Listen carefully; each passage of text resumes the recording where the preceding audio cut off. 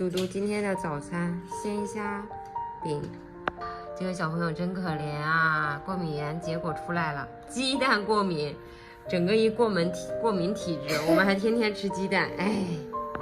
我给我一个过敏体质。哟，过敏体质好惨啊，鸡蛋这些东西都不能吃了。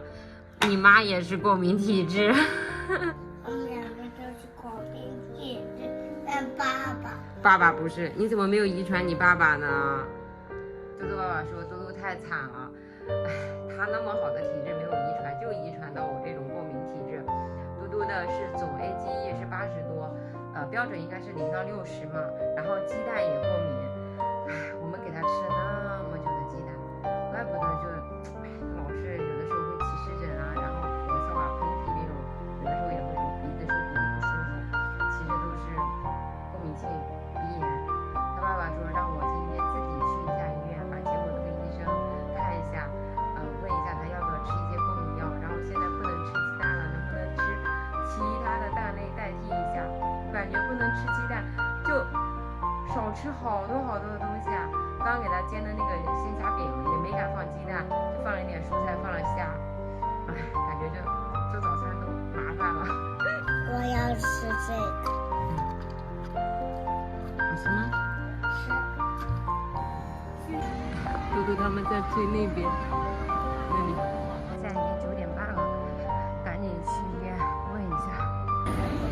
我想问一下，他这个情况的话，要不要吃那个西替利汀？因为我家里有，上次有开过。如果你咳嗽、打喷嚏、流鼻涕很明显的话，对他咳嗽挺明显的。那你可以吃一下，吃个一周可以的。吃1周，那他现在就是大概要吃多少？那大概是1米。西替利嗪啊。吃几滴啊？一滴的吗？5滴，一天吃2次。那就是吃10滴嘛，一天的量，对吧？那他现在鸡蛋还能吃吗？那你就不要吃。那要不然他怎么会？因为你是 IgE 嘛，它应该反应很快的，比如说吃了没多久就不舒服了。不要吃是吧？那他这个就是过敏源也是会一直变化的吗？会变化的，人有时候会耐受的。那他这个大概要到什么时候再来复查一次吗？过敏源不再需要复查，不需要了，除非你很严重，不然就不要复查。就不用管它了是吧？你现在还小，你接触的食物啊，环境都东西不多，可能过一段时间能高起来、壮起来会好一点。10点20了，刚吃上早餐，这边又是排那么长，你看看。我从医院回来了，其实我本来是今天不想去医院的，但是呢，嘟嘟爸爸他是比较紧张的，他觉得过敏这种事情就是可大可小，因为过敏有的时候严重的真的会有生命危险的。我本人就是一个过敏体质，你们就是关注我的应该都知道，我真的是经常去医院，没办法，就是过敏体质，动不动可能一些东西就过敏了，而且过敏源是会变化的。之前就没有跟你们讲，上个礼拜我吃羊肉又把自己给吃过敏了，真的吃了吐了大概有4次，基本上一天都没有怎么吃饭。后来就是吐完了，可能它就好了。然后呢，真的是没有想到嘟嘟真的是完全遗传了我这个过敏的体质。你说真的是鸡蛋过敏啊？这个医生跟我说，最起码要停2个月的鸡蛋不能吃，等他2个月之后，如果说他身体的一些症状有缓解，还有这个湿疹有好转的话，才能慢慢的再加。